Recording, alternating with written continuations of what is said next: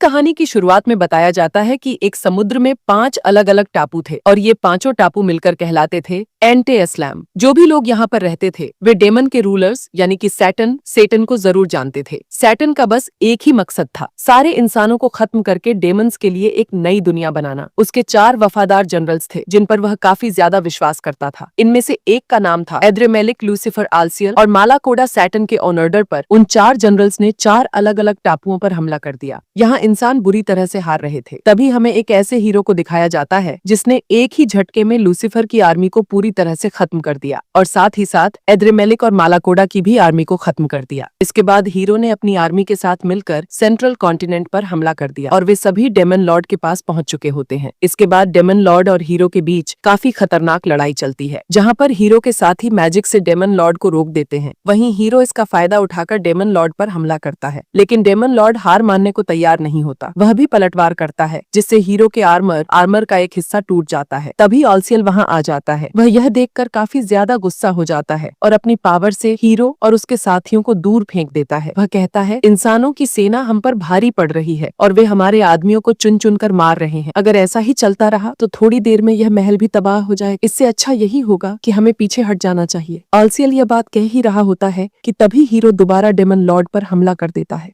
और daemon Lord उसे गुस्से से देख रहा होता है और तभी अचानक वह महल की दीवार तोड़कर वहां से बाहर निकल जाता है। वह सभी से कहता है कि वह अभी के लिए एंटेस्ला को छोड़कर जा रहा है, लेकिन वह दोबारा जरूर आएगा इंसानों को खत्म करने के लिए। ये कहने के बाद वह वहां एक होटल खोलता है और आल्सियल के साथ वहां से निकल जाता है। ये देखकर इंसानों की सेना काफी ज्यादा खुश हो जाती है। इसके बाद हमें इन दोनों को एक जगह पर दिखाया जाता है जहाँ आल्सियल सेटन से पूछता है, क्या तुम ठीक हो? सेटन कहता है, हमें हीलिंग के लिए एक जगह की जरूरत है। इसके बाद वे वहाँ से बाहर आते हैं और ये देखकर काफी ज्यादा हैरान हो जाते हैं। आल्सियल यहाँ पर गुस्सा हो जाता है और डीमन लैंग्वेज में कहने लगता है, हमसे तमीज से बात करो इंसान कहीं के। चूंकि वे डीमन लैंग्वेज में बात कर रहे होते हैं, पुलिस वालों को कुछ समझ नहीं आता। पुलिस वाले कहते हैं, ये क्या कह रहा है, समझ नहीं आ रहा। फिर मजाक में कहते हैं, प्लीज मुंह से सुपारी निकाल कर बात करो। आल्सियल यह देखकर और भी ज्यादा हैरान हो जाता है कि एक मैजिक यूजर होने के बावजूद वे उनकी लैंग्वेज नहीं समझ पा रहे हैं। सैटन आल्सियल से कहता है कि वह मैजिक का इस्तेमाल बिल्कुल न करे जब तक वे इस दुनिया के बारे में पूरी जानकारी न हासिल कर ले। ये दोनों पिछले लड़ाई के कारण काफी ज्यादा घायल होते हैं। तभी एक पुलिस वाला उनकी मदद करने के लिए उनके पास आता है, लेकिन आल्सियल उस पर गुस्सा हो जाता है और कहता है, दूर हट इंसान कहीं के। और वह गुस्से में आकर उन पर एक खतरनाक मैजिक का इस्तेमाल करने वाला होता है जिससे यहाँ पर काफी खतरनाक तबाही हो सकती थी, लेकिन वह तो एक फुस्सी बम की तरह निकला, इससे कुछ भी नहीं होता। इसके बाद पुलिस वाले उन्हें पकड़कर पुलिस स्टेशन ले जाते हैं। पुलिस वाले मजाक में कहते हैं, बेटा जब पुलिस के डंडे पड़ेंगे ना तो तुमसे हिंदी भी निकलेगी। पुलिस वाले उन्हें पुलिस स्टेशन ले जाकर वहाँ कुछ खाने के लिए ऑफर करते हैं। इन दोनों को अलग अलग रूम में बैठाया जाता है। सैटन यहाँ अपनी आंखों की शक्ति का इस्तेमाल करता है खाने को चेक करने के लिए कि कहीं ये खाना उनके लिए खतरनाक तो नहीं है। उसके बाद वह एक पुलिस वाले को हिप्नोटाइज कर देता है और उससे अपने सारे सवालों के जवाब पूछने लगता है। इसके बाद सैटन आल्सियल से मिलने उसके रूम में जाता है। वहाँ आल्सियल मस्त खाना खा रहा होता है। सैटन उसे देखकर कहता है, आखिरकार तुम यहाँ पर मस्ती कर रहे हो। इसके बाद सैटन उसे भी हिप्नोटाइज कर देता है और फिर बताता है कि उसने इन पुलिस वालों को हिप्नोटाइज करके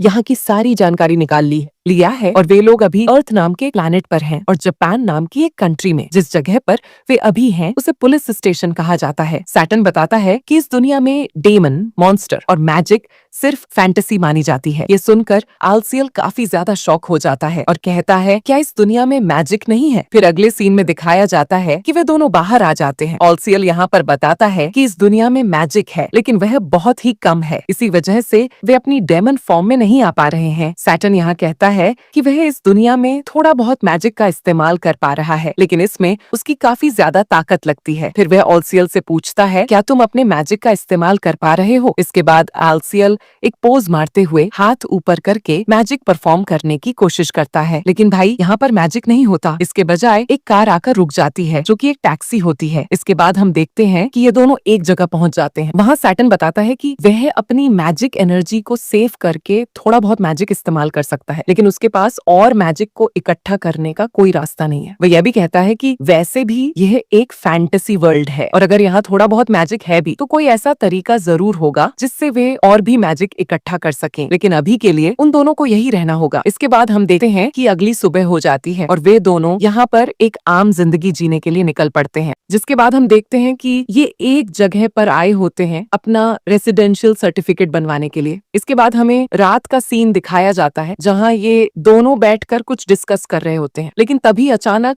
सैटर्न यहाँ पर बेहोश हो जाता है। फिर अगला सीन हमें हॉस्पिटल का दिखाया जाता है जहाँ ये पता चलता है कि ज्यादा समय तक मैजिक का इस्तेमाल करने के कारण वह कमजोर हो गया है। कुछ समय बीतने के बाद ये लोग यहाँ की आम जिंदगी जीने लगते हैं और यहीं के रंग ढंग में ढल जाते हैं। आलसियल यहाँ पर बर्तन धोते हुए कहता है, आपको पैसे सोच समझकर खर्च करने चाहिए। सैटर्न जवाब देता है, हाँ तो मैंने ऐसा ही किया। हमें फ्रिज चाहिए था जो गर्मियों में काफी काम आएगा, वहीं वॉशिंग मशीन भी जरूरी थी ताकि हम कपड़े धो सकें, और साइकिल तो हमारे कहीं आने जाने के काम आने वाली है। आलसीएल कहता है, हम ये सारी चीजें इंस्टॉलमेंट पर भी ले सकते थे। इसके बाद वह फ्रिज खोलकर दिखाता है जिससे पता चलता है कि उनके पास खाने के लिए कुछ भी नहीं है। सैटर्न उसकी बातों को इग्नोर कर रहा होता है। आलसीएल को इस बात पर काफी ज्यादा गुस्सा आता है, लेकिन सैटर्न बहाना बनाकर वहां से निकल जाता है कि उसे कुछ काम है। अगले सीन में हम देखते हैं कि सैटर्न बारिश में छाता लेकर खड़ा होता है रोड क्रॉस करने के लिए। तभी एक लड़की दौड़कर वहां आती है और सैटर्न अपना छाता उसे दे देता है। वह कहता है, मेरी शॉप पास में ही है, जब काम खत्म हो जाए तो इसे मुझे वापस कर देना, और यह कहकर वह वहां से चला जाता है। इसके बाद हमें पता चलता है कि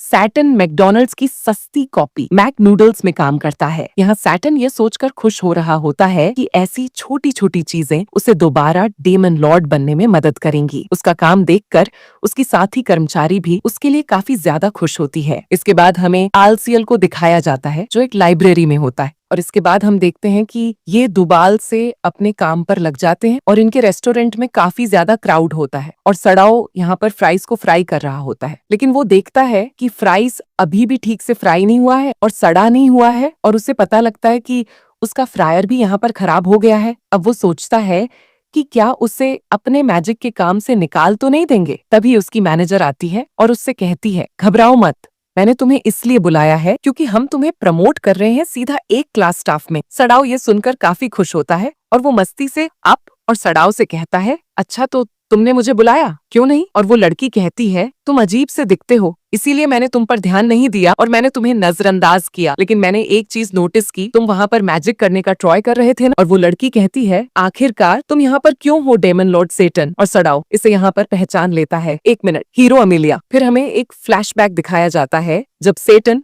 एक पोर्टल बनाकर यहाँ से बचकर निकल रहा होता है। फिर हमें हीरो और उसके दोस्तों को दिखाया जाता है। वो लोग हीरो से पूछते हैं, अब हमें क्या करना चाहिए? और फिर हम देखते हैं कि हीरो अपना हेलमेट निकाल देता है और फिर हमें पता चलता है कि यह एक लड़की है। लड़की कहती है, वो चाहे कहीं भी भाग जाए, मैं उसका पीछा करूंगी और उसे खत्म करके रहूंगी। हमें प्रेजेंट का सीन दिखाया जाता है। हीरो सेटन से पूछती है, आखिरकार वो सेटन होकर मिंग नूडल्स पे काम क्यों कर रहा है? और सड़ाओ यहाँ पे कहता है, वो सब छोड़ो, हीरो अमीलिया तुम यहाँ पर क्या कर रही हो? और वो लड़की बताती है, मैंने तुम्हारे बनाए हुए पोर्टल का पीछा किया और मैं यहाँ तक पहुँच गई और मुझे तुमसे कुछ नहीं लेना, बस मुझे तुम्हें खत्म करना है। जिसके बाद वो एक चाकू निकाल लेती है। सड़ाओ कहता है, जरा एक मिनट, ये तो वही चाकू है ना जो चोर बाजार में 10-10 रुपए के मिलते हैं। कहीं तुमने अपनी हॉली सोड खो तो नहीं दी? या फिर ऐसा भी हो सकता है कि कहीं तुम अपने मैजिक पावर यहाँ पे यूज नहीं कर पा रही हो? और लड़की कहती है, तो क्या हुआ, तुम भी तो अपने मैजिक को इस्तेमाल नहीं कर पा रहे हो और तुम तो एक ऐसे डेमन लॉर्ड हो जो कि एक रेस्टोरेंट में काम करते हो, और वैसे भी मुझे तुम्हें मानने के लिए कोई हॉली सोड की जरूरत नहीं है। और वो सिडन पे अटैक कर देती है और तभी अचानक 100 लाइक होने पर नेक्स्ट पार्ट आ जाएगा।